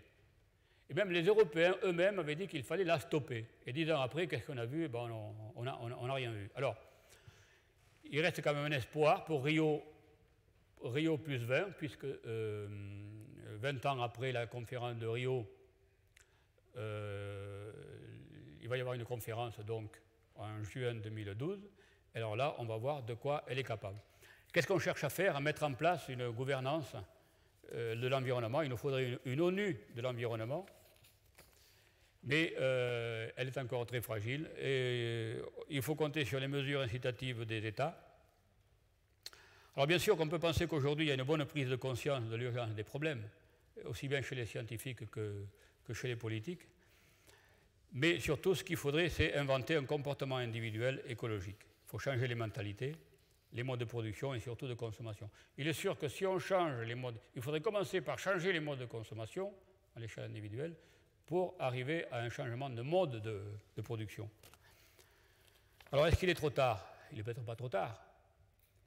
En tout cas, ce qui est souhaitable, c'est que, comme on est tous sur le même bateau aussi, hein, que ce soit à l'échelle individuelle ou au niveau des grands de ce monde, ce qu'il faudrait, c'est que les grands de ce monde s'impliquent dans une réflexion commune avec plusieurs, pour avoir une meilleure politique, plusieurs disciplines, que ce soit la science, il faut laisser travailler les scientifiques, mais aussi l'anthropologie, la sociologie, qui se rejoignent un petit peu, les économistes, l'enseignement bien entendu, l'enseignement qui commence dans la famille, à l'école. Bon, on peut dire qu'il y a beaucoup de choses qui sont faites dans ce sens-là, mais quand on dit qu'il faut laisser à nos enfants ou nos petits-enfants une planète propre, il faudra qu'ils commencent eux-mêmes à savoir comment faire pour avoir une planète propre.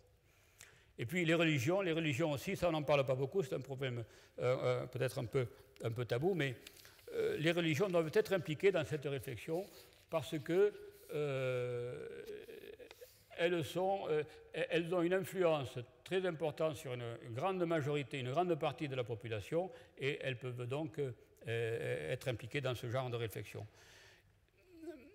Et je pense notamment, alors pour des problèmes de démographie, je pense notamment à des exemples à petite échelle d'ethnies d'Afrique de l'Est, où là, ils comprennent qu'il faut réduire les naissances en fonction des ressources qu'ils peuvent avoir.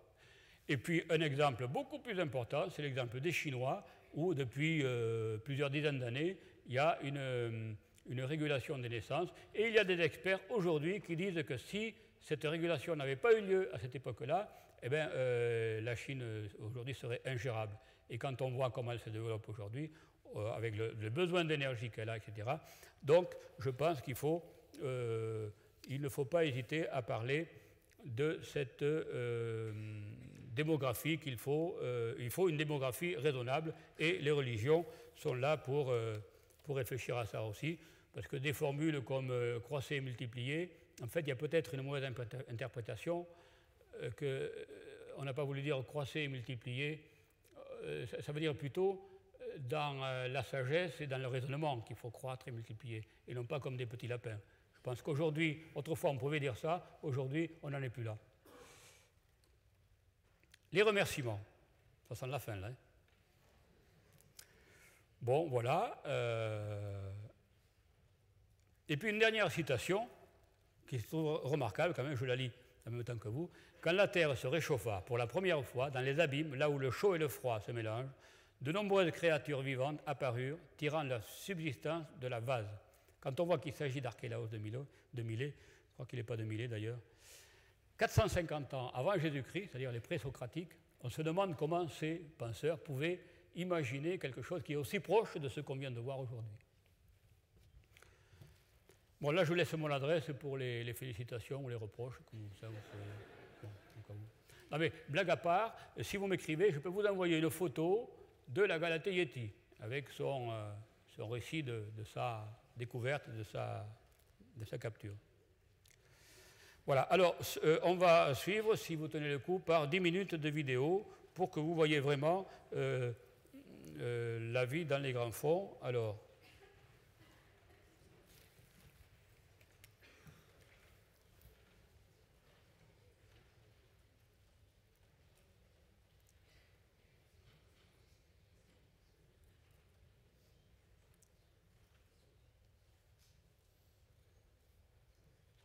voilà, alors le sous-marin sort de l'arrière du bateau, là c'est l'Atalante.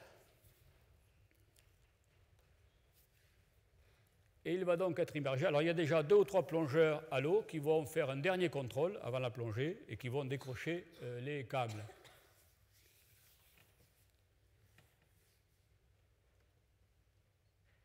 Alors j'ai pris cette mise à l'eau un peu par hasard, mais ce n'est pas la meilleure quand même. Hein. En général, c'est beaucoup plus calme que ça. Hein.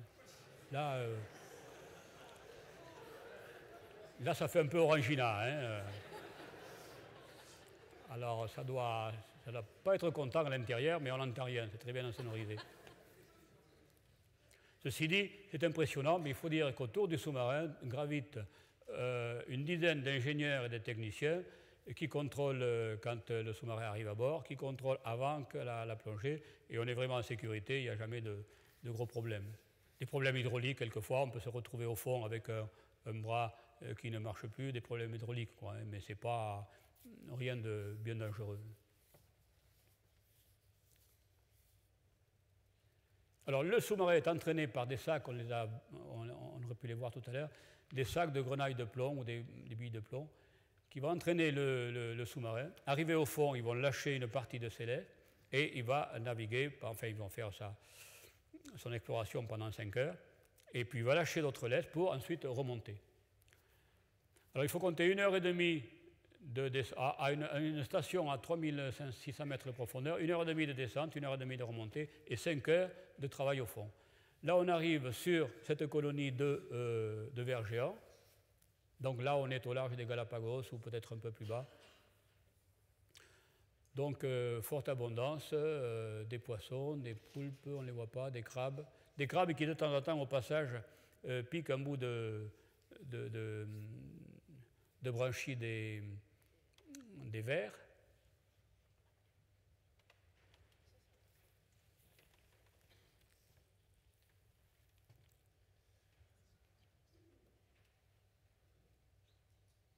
Alors tout ça, bien sûr, bon, c'est un poisson qui ressemble à une anguille, hein, mais ce sont des espèces nouvelles, quelquefois des familles nouvelles.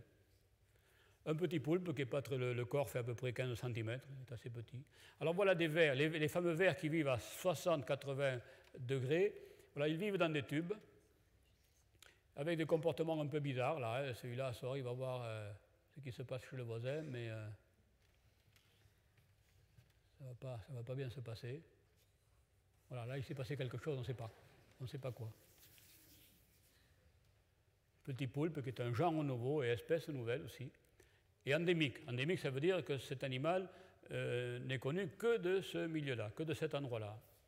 Alors là, on est passé de l'autre côté, on est passé dans l'Atlantique, à 3600 mètres de profondeur, et là, ce sont des cheminées. Alors, ces fumeurs déposent des minéraux et construisent des cheminées qui peuvent faire jusqu'à 20-30 mètres de haut.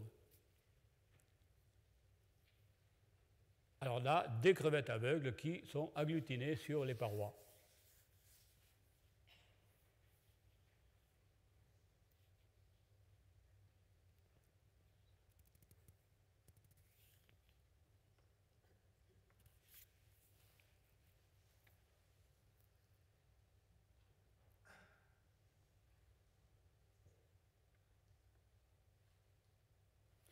Un poulpe qui n'est pas inféodé à ces communautés hydrothermales, mais chaque fois qu'on plonge sur un site, on revoit à peu près toujours le même.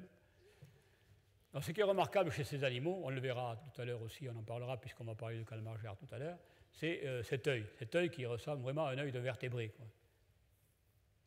Et moi, souvent, je les ai vus même fermer un œil. Il n'y a pas de paupières, mais pourtant, ils fermaient l'œil. Et ce n'est pas un problème de lumière, parce qu'à ces profondeurs-là, ils ne connaissent pas la température de lumière.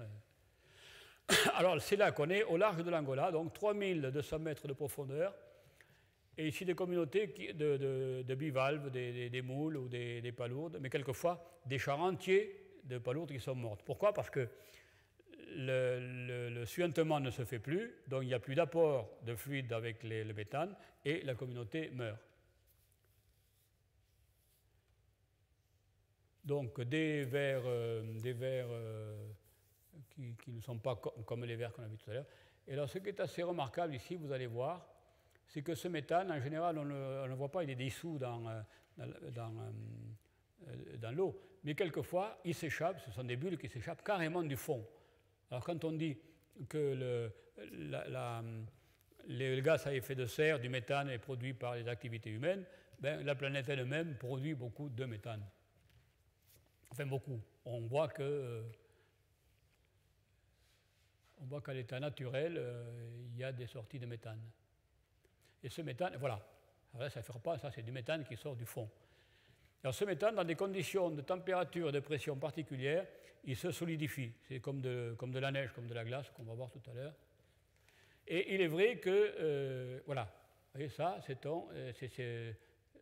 comme de la glace, comme de la neige. Alors c'est vrai que quelquefois, quand on remonte ça sur le pont du bateau, avec un briquet, eh bien, on fait flamber, ça brûle. Ça brûle comme le bloc de méthane, ce sont des hydrates de gaz, flambe comme du gaz.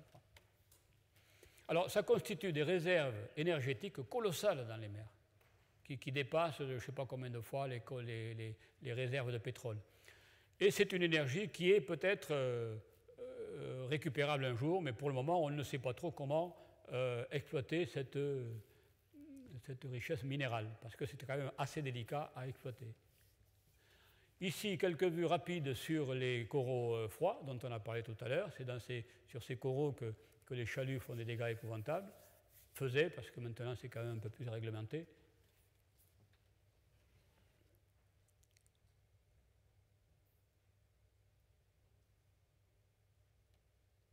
Donc des zones à frayères, des frayères de poissons.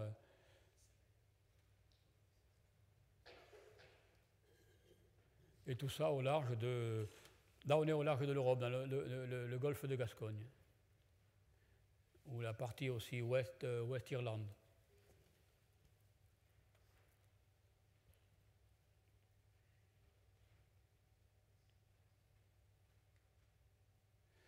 Là, on est passé dans le Pacifique au large de Clipperton. Vous connaissez ce petit caillou qui est une possession française au large du Mexique. Et là, à 5000 mètres de profondeur, on a des quantités énormes de nodules polymétalliques. Vous avez sans doute entendu parler de ces sortes de boulets de charbon qui ressemblent et qui sont très riches en cobalt, manganèse, magnésium, cuivre, et qui sont une ressource possible pour demain lorsque les mines seront épuisées à terre. C'est une loterie, voilà une autre aussi, c'est une sorte de concombre de mer. Alors c'est très bizarre parce qu'à peu de distance, on peut en trouver une comme ça, jaune, l'autre rouge. Voilà. Alors le pied fait quand même 40 cm de long, la queue à peu près autant, queue dont on ne connaît pas la fonction.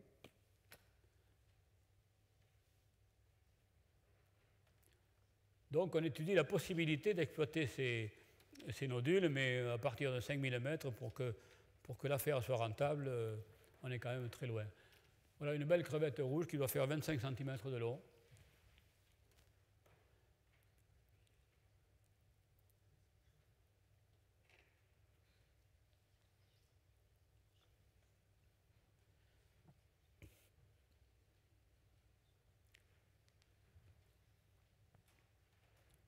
Une belle anémone de mer, une étoile de mer. Alors tout ça, la dimension à peu près 10 cm, c'est pas très grand. Voilà une scène des grands fonds, terrible. Un poulpe qui a mal choisi son terrain d'atterrissage. Voilà, il s'est fait piquer et il repart ventre à terre, si on peut dire.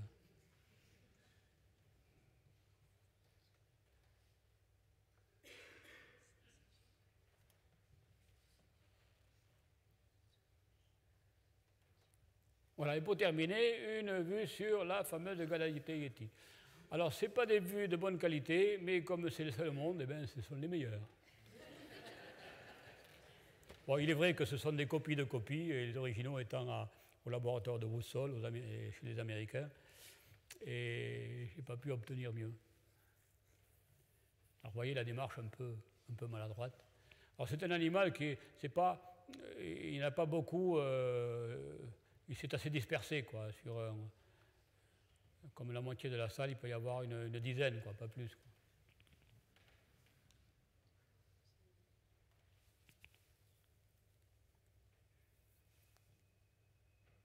Calmar géant, réalité et mythe. Je fais exprès, vous n'avez pas remarqué peut-être, d'être réalité et mythe. Pourquoi? Parce que la réalité, on la connaît un petit peu, mais le mythe a quand même une force assez considérable, en tout cas pour le calmar géant.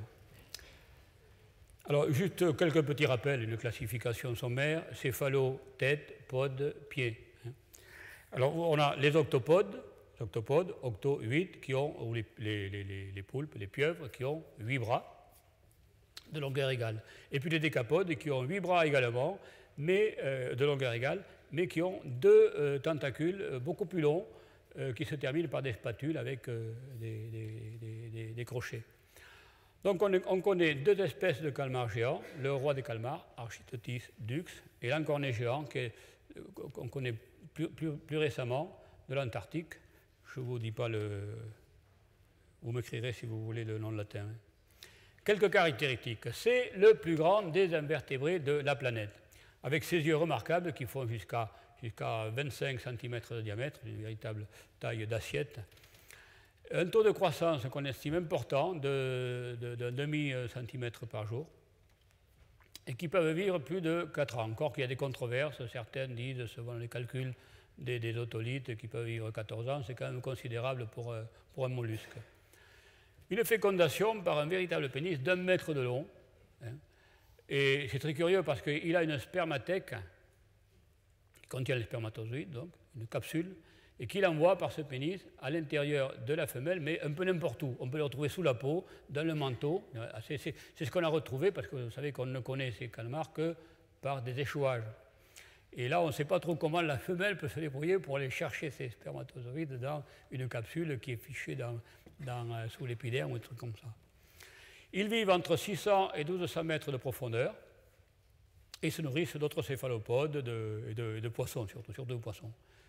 Alors, les prédateurs les plus connus, ce sont les cachalots, puisque les pêcheurs de cachalots ont vu des traces de ventouses sur leur corps. Et d'ailleurs, à ce propos, je me souviens, il y a Georges Blond qui a écrit sur les baleiniers et qui cite les témoignages de pêcheurs comme quoi des pêcheurs auraient trouvé un cachalot mort avec un poulpe géant accroché, parce que le poulpe aurait bouché sa narine en quelque sorte, qu'il ne pouvait plus respirer, qui se serait étouffé par le poulpe. Bon, on n'en a pas entendu parler depuis. Autres prédateurs, des requins bleus et les requins dormeurs. Alors ça, c'est côté des terres australes à Kerguelen. Des espadons aussi, paraît-il. Alors, quand on dit ces prédateurs, je pense qu'il s'agit d'animaux qui se nourrissent de calmars géants de taille modeste, quoi. Parce que la plupart font 6, 7, 8 mètres de long, ce qui est considérable, mais ce n'est pas les plus grands spécimens. Alors ces observations, les premières datent du XIXe siècle, au large à Terre-Neuve. Et là, des chercheurs avaient pensé que la liste, c'est en 1880 aussi, où là, je pense que c'est le témoignage du record de longueur, avec 17 mètres de long, 400 kg estimation, parce que je ne sais pas comment ils font pour estimer le poids, en Tasmanie, plus récemment, et puis le Medonicoteuthis hamiltoni, ça c'est un juvénile de 150 kg, qui a été estimé adulte qui pouvait faire jusqu'à 400 kg. Donc c'est vraiment aussi un record en taille. Il n'a pas tout à fait la même forme, on verra tout à l'heure. En Australie, encore un autre. Alors les causes de ces échouages, les premiers, là au large de Terre-Neuve, on disait que c'était des changements de direction de courant. Et il faut savoir que les calmars géants ont de la difficulté à capter l'oxygène. Et un changement de taux d'oxygène des eaux peut provoquer souvent la mort et cet échouage. C'est-à-dire que les eaux plus chaudes sont moins oxygénées et du coup ça joue sur le métabolisme du calmar géant. Alors voilà une carte de répartition où les gros points, c'est surtout des échouages. Hein. Mais il y a aussi, grâce à ces chaluts dont on parlait tout à l'heure, des chaluts modernes avec des filets énormes, ces pêcheurs qui vont de plus en plus profond, et bien quelquefois, ils ramènent dans leurs filets des calmars géants. Alors au début, forcément, ils ne savaient pas quoi en faire parce que ces animaux-là, on ne les retrouvera pas en grande surface. Hein. D'abord, il faudrait les frapper beaucoup parce qu'ils sont gros. Et également, on estime qu'ils ne sont pas consommables parce qu'ils ont une chair trop chargée en ammoniac. Alors, paraît-il que les ondes ammoniac permettent à ces poulpes d'avoir une flottabilité. C'est important la flottabilité chez les poulpes parce que c'est une économie d'énergie qui flotte. Dans les grands fonds, quand on voit ces poulpes que vous avez vus tout à l'heure, et ceux qui ont des membranes entre les bras, on les voit écarter les membranes et puis ils se déplacent comme ça légèrement au gré du courant. Donc c'est une économie d'énergie. Alors voilà la première photo de calmar géant connue. Et ça c'est une première parce qu'elle n'est pas connue à part dans les récits du siècle dernier. C'est à l'île Saint-Paul. L'île Saint-Paul, c'est mon île fétiche, là où j'ai passé 15 jours autrefois pour faire l'inventaire de cette île. C'est une île australe qui se trouve à côté d'une autre île plus importante, Nouvelle-Amsterdam. Ce sont les deux îles qui sont peut-être les plus isolées au monde, puisqu'il y a l'Australie à 3000 km et l'Afrique du Sud à 4000, vous voyez, c'est à peu près. Et là, en 1974, il y a eu une mission de scientifiques, c'était pour aller observer le passage de Vénus sur le Soleil. Donc plein de scientifiques qui ont fait l'inventaire de cette île, et au lendemain d'une tempête, ils ont trouvé ce calmar. Alors la photo est de mauvaise qualité, donc il n'y a pas... on voit à peine les tentacules avec au bout les spatules, là. On voit un homme qui donne un petit peu la dimension à l'arrière. Et voilà, mais c'est déjà une belle bête qui faisait 9 mètres de long, je crois. Et ils ont récupéré, les scientifiques ont récupéré quelques ventouses et puis le bec, et qui est encore au muséum d'ailleurs. Alors voilà un vrai calmar géant qui a une taille modeste, qui avait été échoué au large de l'Espagne en 2002 avec 2 collègues espagnols de Vigo. Donc là, vous voyez les tentacules, les bras. Il se propulse avec des jets, d'eau de mer, mais également il utilise sa nageoire triangulaire, sa nageoire caudale. Et voilà ce fameux encorné géant qui, lui, est d'une capture plus récente. Vous voyez, donc il est beaucoup plus massif, les tentacules sont plus courts. Et voilà un bec de cet encorné géant. Donc vous voyez, c'est un outil considérable qui, une fois que vous êtes capturé dans les tentacules, si vous commencez à être attaqué par ce bec, là, c'est cuit. On comprend pourquoi. Et alors, comment on connaît aussi la présence de ces calmars, et suivant ces tailles-là, c'est qu'on a trouvé, ce sont ces becs qu'on a trouvés dans les estomacs de cachalots.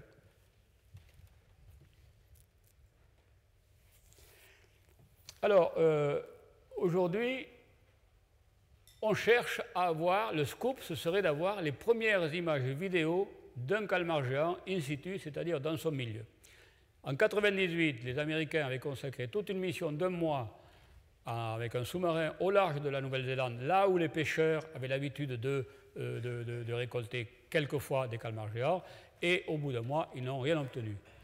Et en 2000, avec mes collègues de l'Institut de recherche marine de Vigo, en Espagne, ils avaient voulu monter une opération pour faire la même chose que les Américains avec un documentariste, Transglobe Film, un documentariste espagnol, et qui se proposait d'acquérir, de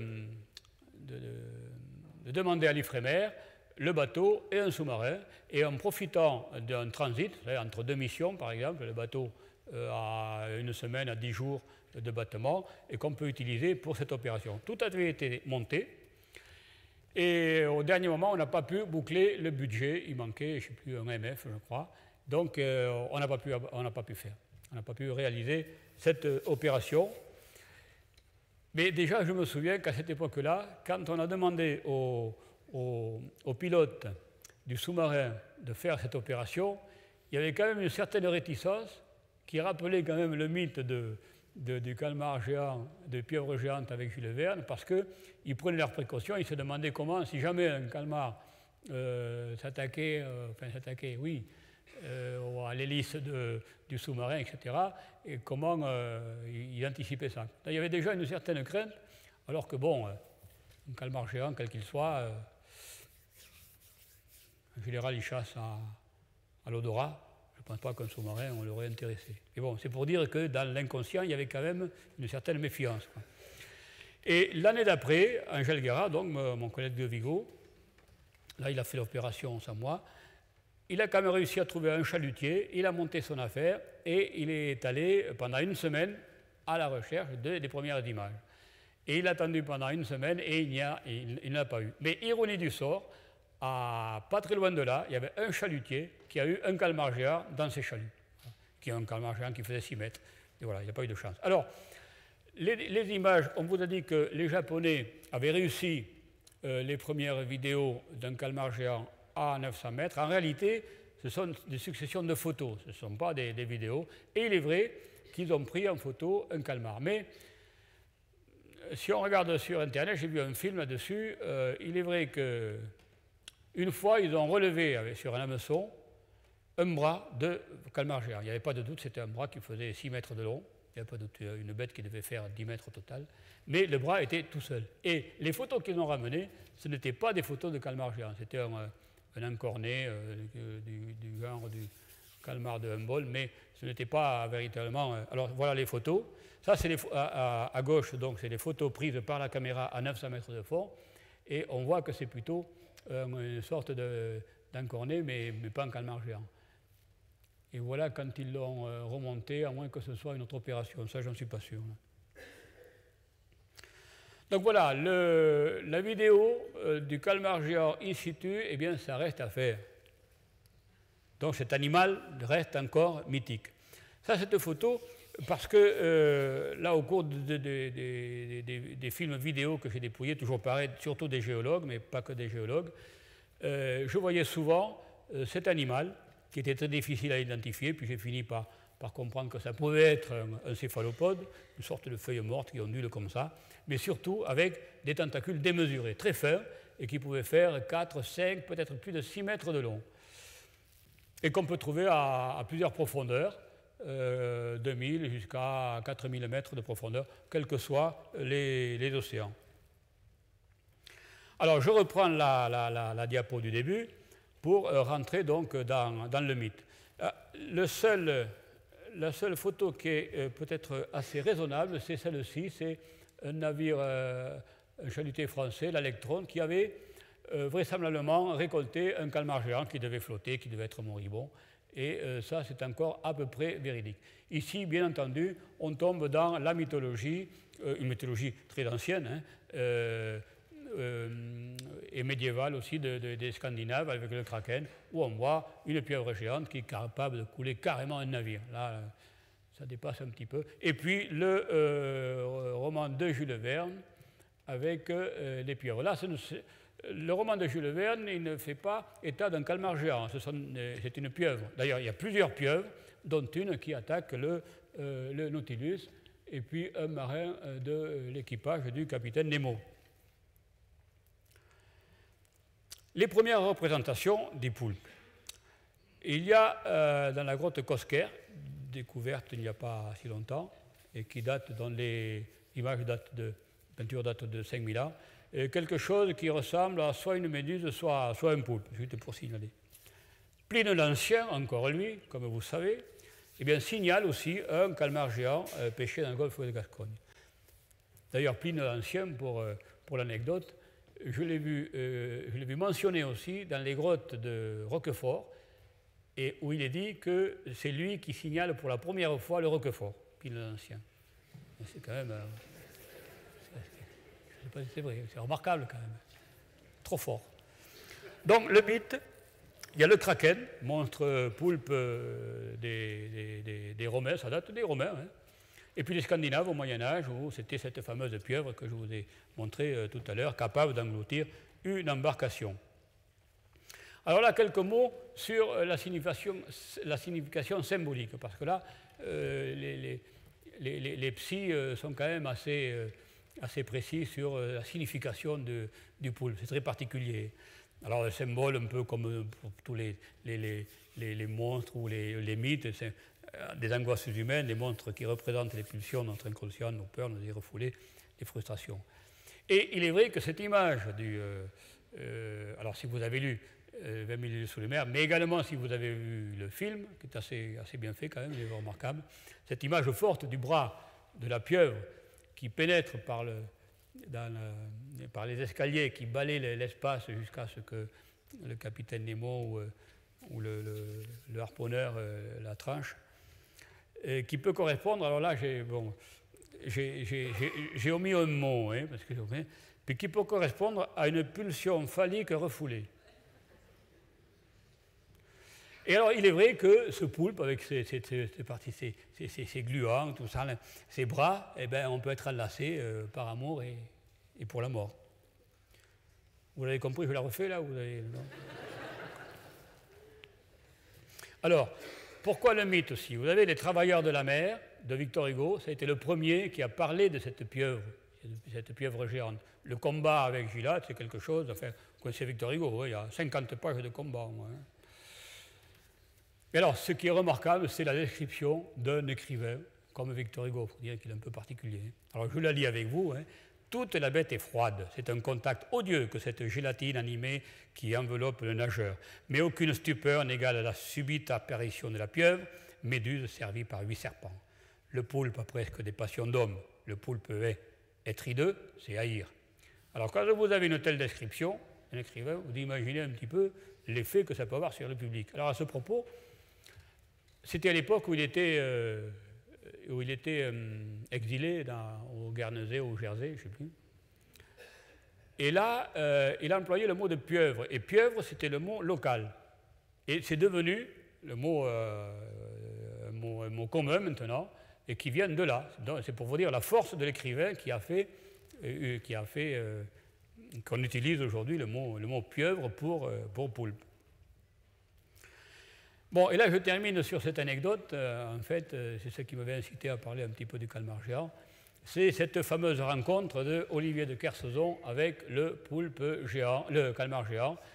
Vous en avez entendu parler, j'imagine, parce qu'on en a parlé beaucoup. Alors je le lis aussi juste pour le plaisir avec vous quand même.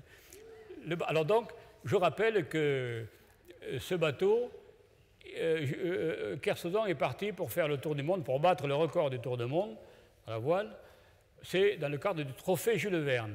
Et au large de Gibraltar ou de Madère, une nuit, le bateau est arrêté, il vibre, tout ça, il sort, il ne voit rien. Enfin, il y a son second qui voit à travers le hublot des bras comme des tentacules comme ses bras. Et puis, bon, il finit par se détacher. Et il raconte ça, et voilà. Et alors, j'ai retrouvé cet article tout à fait. Je me demande si je l'avais lu à l'époque, mais bon, ça correspondait tout à fait à l'esprit dans lequel qu'il y avait à la suite de cette anecdote. Le bateau se met à vibrer et à ralentir. Kersauzon stoppe son trimaran et se penche par-dessus bord. Et là, les images sont formelles. Le calmar lance un juron. Merde, c'est Kersauzon. Il vient de reconnaître, penché au-dessus de lui, l'abominable homme des mers, le pourfendeur des grosses bêtes sur RTL, l'amiral tout le temps, le Weldon à la mer, celui qui pisse au vent en jurant, le poisson qui me bouffera est pané. Suite et fin. Arrière toute, mue par l'instinct de survie et pour ne pas faire la même bourde que son ancêtre, la pieuvre de Jules Verne, le calmar plie ses gaules et ses tentacules et en opérant une plongée d'urgence dans les grandes profondeurs pour fuir cette vision d'apocalypse. Là, ça c'est du bon journalisme. Hein, mais c'est pour dire que ça manquait, bon, il n'a pas pris ça au sérieux. Il n'a pas pris ça au sérieux. Et donc moi qui suivais ça d'assez loin, un jour, en allant à la cantine, je vois une affiche qui racontait un petit peu ce trophée Jules Verne, Kersozon, avec une adresse de mail. Ah ben j'ai dit, tiens, c'est une bonne idée, je vais lui écrire, parce que, alors c'était à 4 jours avant l'arrivée. Il avait perdu son tour du monde, il avait eu une tempête, etc. D'ailleurs, je me souviens, quand il est passé le Goulet, toutes ses voiles étaient affalées, c'était lamentable, moi, mais bon, il avait perdu. Alors 4 jours avant, je lui écris ce message, je lui dis, tiens, c'est intéressant, parce que lorsque le bateau sera à sec, je pourrais venir voir s'il y a les traces des ventouses, parce que ces ventouses, comme elles sont armées de crochets, elles peuvent faire un dessin à partir desquels on peut déterminer peut-être le genre du calmar. Intéressant. Pas de réponse. Bon. Mais comme j'aime bien insister quand même, je renvoie notre mail, c'est moi que je suis, etc. Bon. Toujours pas de réponse. Et à l'époque, il y avait le directeur du centre de Brest, Yves Frémère, qui était un passionné de voile aussi. Alors ça, c'était cette histoire de passionné, tous les jours il m'en parlait, etc. Et son fils était avec le fils du second qui parlait et qui s'appelle Rago en plus. Bon, c'est pas... Hein, il y a quand même des trucs. Hein. Et alors, on n'a jamais réussi à savoir si c'était... voilà. Donc, trophée Jules Verne, calmar géant, la mariée est un peu trop belle quand même. Moi, je dirais que si vraiment il a rencontré un calmar, c'était vraiment un calmar souffreteux, qui était à l'agonie, et qui ne risquait pas d'attaquer le voilier de Kersozon, parce que d'abord, quand je vous dis il chasse à l'odorat, hein, ce n'est pas le voilier de Kersozon qui l'a attiré. Bon, bien sûr, on peut citer le cas de calmar myope qui n'aurait pas eu, mais enfin, c'est pas sérieux. C'est pas sérieux. Alors, par contre, c'est vrai qu'un calmar qui peut être à l'agonie, ceux qui ont échoué aussi.